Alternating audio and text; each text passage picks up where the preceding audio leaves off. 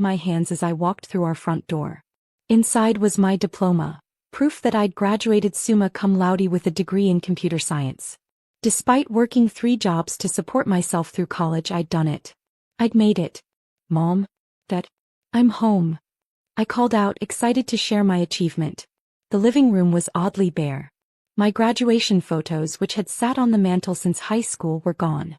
In their place were pictures of my younger brother Michael, his soccer trophies now occupying every available space. In the kitchen, Mom's voice was cold, detached. Not exactly the welcome I'd expected. I found them sitting at the kitchen table, Michael sprawled on his phone while Dad studied some papers. Mom didn't even look up from her coffee. I graduated, I announced, holding up the envelope. Top of my class and dash. That's nice, Emma. Dad cut me off, still not looking up. We need to discuss something important. I slowly lowered the envelope, the excitement dying in my chest. What's wrong? Michael's been accepted to state on a soccer scholarship, Mom said, finally meeting my eyes. He'll need a proper space to study and train. That's great. I smiled, genuinely happy for my brother. But what does that dash? We're converting your room into a home gym, Dad interrupted. He needs somewhere to maintain his fitness. The kitchen suddenly felt very small. My room? But where am I supposed to stay? Michael finally looked up from his phone, smirking. You're not staying, sis. You've got your fancy degree now, right? Time to move out. Move out. I repeated, my voice barely a whisper. But I just got back. I was hoping to save some money while I look for a job dash. Get out. Dad's fist slammed on the table, making me jump. We need your room for your brother. He has a real future ahead of him. And I don't. The words came out before I could stop them. Mom's laugh was harsh. Computer science? Please. Michael has a chance at going pro. That's worth investing in. I stood there, clutching my diploma, as the reality of the situation sank in. They'd already decided. They'd probably been waiting for this moment, counting down the days until they could clear me out like unwanted furniture. Your things are packed, Dad added, sliding a small storage key across the table. Unit 15 at Safe Store. You have until tomorrow to collect them. Tomorrow. My voice cracked. But where am I supposed to go? Not our problem, Michael said, returning to his phone. Maybe one of your nerd friends can take you in. I looked around the kitchen, memories flooding back. The countless nights I'd spent studying here while working part-time to pay for my books.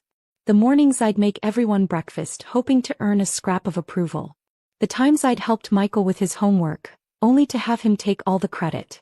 Fine, I said quietly, picking up the storage key. I'll be gone by morning. Good, Mom nodded, already turning away. Leave your house key on the counter. As I turned to leave, Dad called out one last time. And Emma? Don't come asking for money. We need everything we have for Michael's training. I walked up to my room, no, Michael's gym, one last time. They hadn't even waited for me to get home.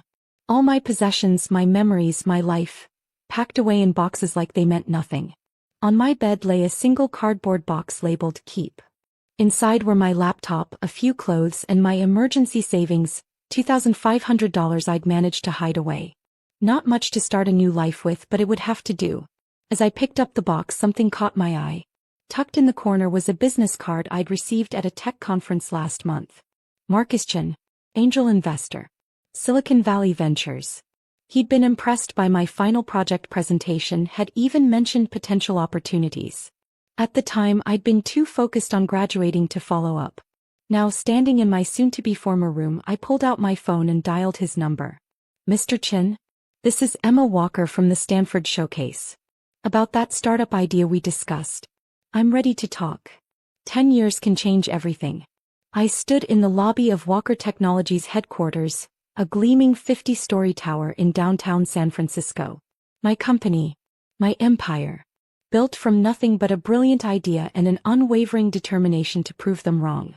Good morning, Ms. Walker. My assistant Sarah greeted me, tablet in hand. The quarterly reports are ready for review, and HR needs your signature on some new hiring paperwork. I nodded, taking the tablet. How many positions are we filling? 15 in total.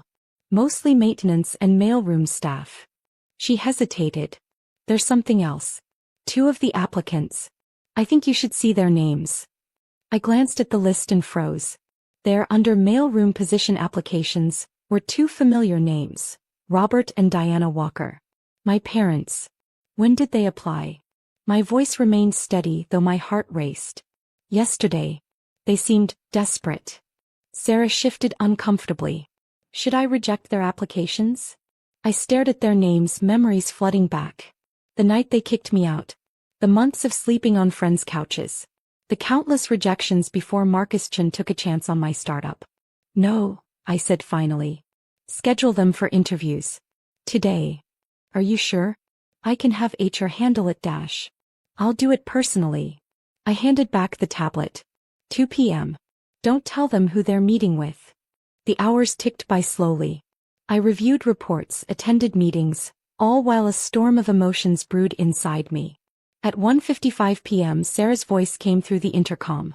Mr. and Mrs. Walker are here for their interview. Send them in. They looked older, worn down. Dad's confident swagger was gone, replaced by stooped shoulders and a threadbare suit. Mom's designer clothes had been replaced by something off the rack from Target. Neither recognized me at first. The Emma they'd thrown out had been a scared graduate in jeans and a hoodie. Now I sat behind a mahogany desk in a corner office, wearing a suit that cost more than their monthly rent. Please sit, I gestured to the chairs facing my desk. They sat, hands clutching their resumes like lifelines. I let the silence stretch, watching them squirm. So, I finally said, tell me why you're interested in working in our mailroom. Dad cleared his throat. We've fallen on hard times.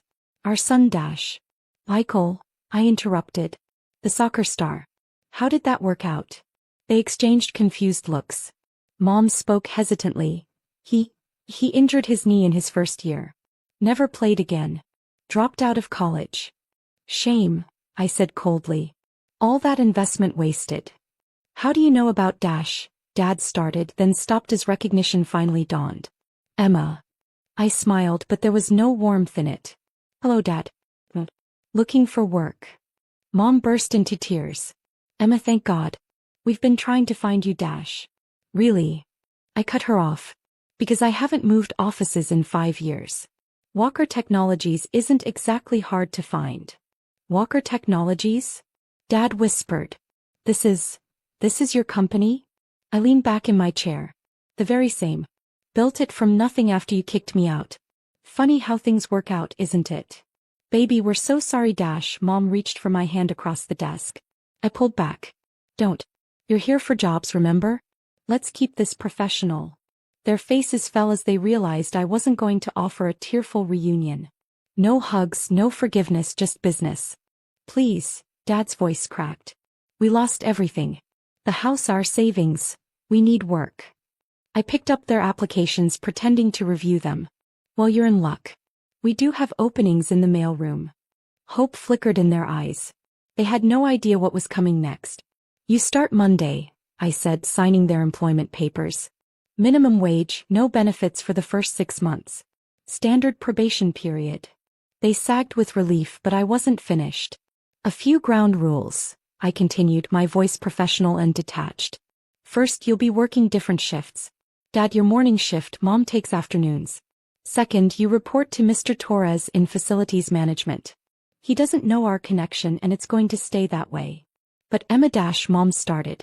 Ms. Walker, I corrected her. In this building I'm Ms. Walker. Which brings me to the third rule. Our relationship remains strictly professional. No special treatment, no family appeals, no emotional manipulation. Your employees, nothing more. Dad's face reddened. Now wait a minute. No, you wait. I stood up, placing both hands on my desk. 10 years ago you threw me out like garbage. You packed my things without even waiting for me to come home. You chose Michael's potential over my actual achievements. Now you want to play happy family because you need something from me? They fell silent, the truth of my words hanging heavy in the air. One more thing, I added, pulling out 2 more documents. Sign these. What are they? Mom asked, hands trembling as she took the papers. Agreement stating you won't attempt to claim any family connection to me or the company. One hint to anyone about being my parents, and you're both terminated immediately. You can't be serious, Dad protested weakly. Actually, I am. Sign or the positions go to other applicants. They signed. As they stood to leave, Mom tried one last time. Emma. Ms. Walker. Thank you for this opportunity. Don't thank me yet, I replied coldly. You haven't started working. Over the next few months, I watched through security cameras and staff reports as my parents adjusted to their new reality. Dad struggled with heavy mail carts, his pride visibly crumbling each time executives walked past without a glance. Mom sorted packages with shaking hands, flinching whenever someone raised their voice. One day I overheard Dad in the break room talking to another mail clerk. Used to have my own business, he said quietly. Had it all planned out, my son was going to be a soccer star, set us up for life. Instead we lost everything. Funny thing is, my daughter. She tried to tell us she had potential. We didn't listen. 3 months into their employment, Sarah brought me their performance reviews. They're actually doing well, she reported. Mr. Torres says they're reliable, never complain, always on time. I nodded, unsurprised. Nothing motivates like desperation. Then came the day I knew would eventually arrive.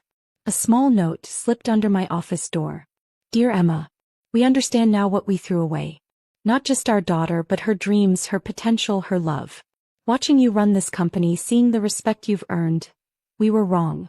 So terribly wrong. We don't expect forgiveness. We don't deserve it. But thank you for giving us these jobs. Thank you for showing us who you really are, even if we were too blind to see it before. With regret and pride. Mom and Dad.